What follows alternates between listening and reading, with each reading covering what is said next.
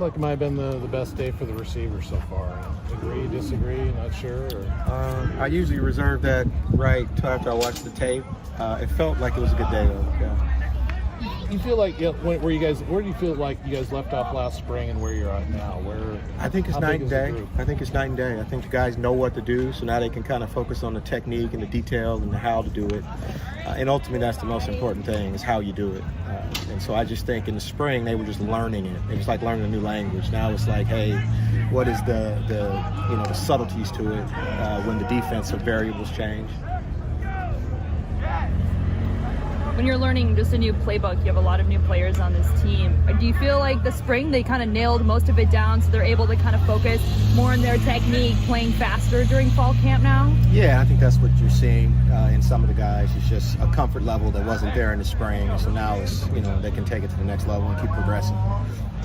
It looks like you've kind of starting to develop at least a group of four that could be kind of guys that count, like Clemens and Noga and Trent Walker and David Wells. Is that fair to say that those four have kind of established themselves near the top? Yeah, I think they're playing good ball. I think Taz Reddix was playing as good as anybody this fall camp. Yeah. If we had to play a game tomorrow, there's no way he wouldn't be on the field. I think the dude's playing really good football right now. Yeah. What has Darius Clemens brought to the receiver room? What he brings to the earth. He's a good dude. He's a good football player. He's got size. He can run. But he's still progressing and learning. And, he didn't do anything in the spring, so he's got to knock the rust off his game a little bit. But he's awesome. Good to have. Good energy. He's got a maturity about him that I appreciate. He's super coachable. You can get on him when he makes a mistake, and he wants to be coached, which I think is the most important thing for any player, is to want to be coached. As the receivers coach, what is the difference in coaching last year's group with all the experienced guys and this year's with not anywhere near that? You don't take for granted what you think they know, because in some instances they don't with this group. Last year we had a group of guys that had done it. Honestly, the biggest difference is probably the meeting room. Like, we don't have the guys in the room that can catch my flaws when I miss a coaching point. Last year, Anthony Gould could say, "Hey, coach, no, I remember when Isaiah Hodgins was here, you told him to do that."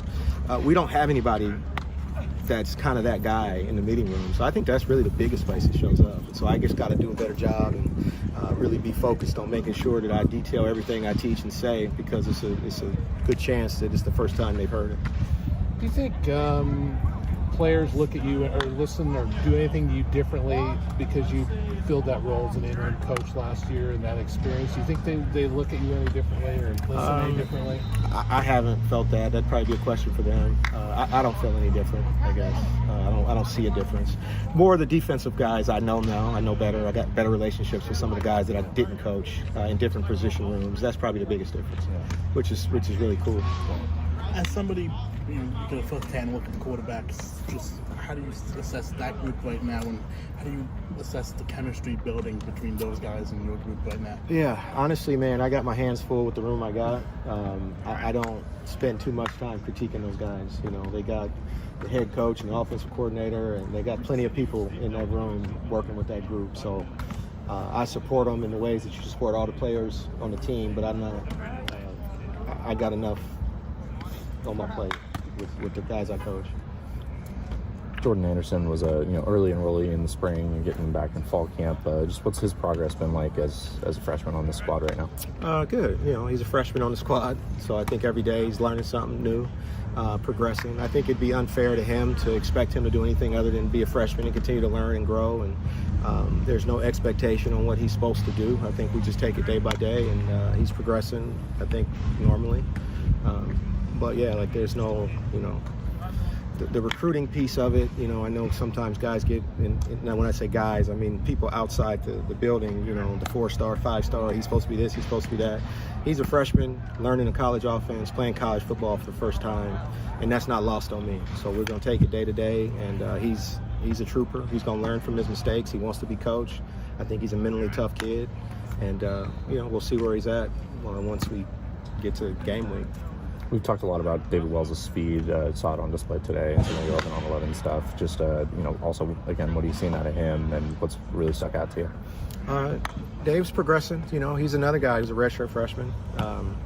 When I tell Dave, hey, man, it's your opportunity now. You're not in the room last year where it was probably just not a lot of snaps to be had. Now is an opportunity for you to go out there and earn a starting job, really.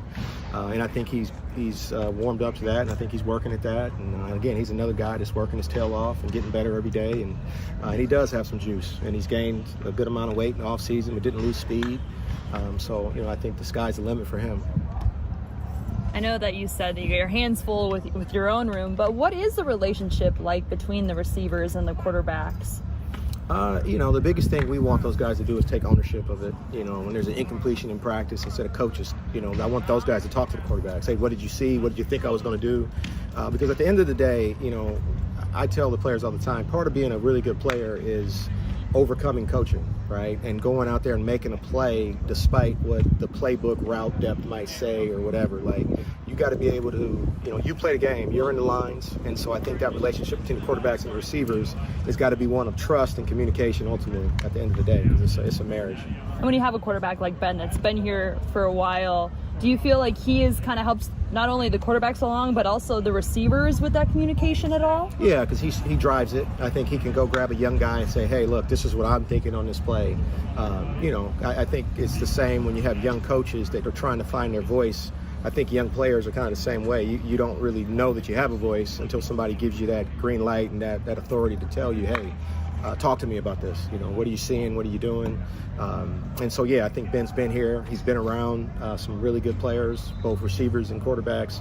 And so he knows what it's supposed to look like and sound like and what that relationship's supposed to be like.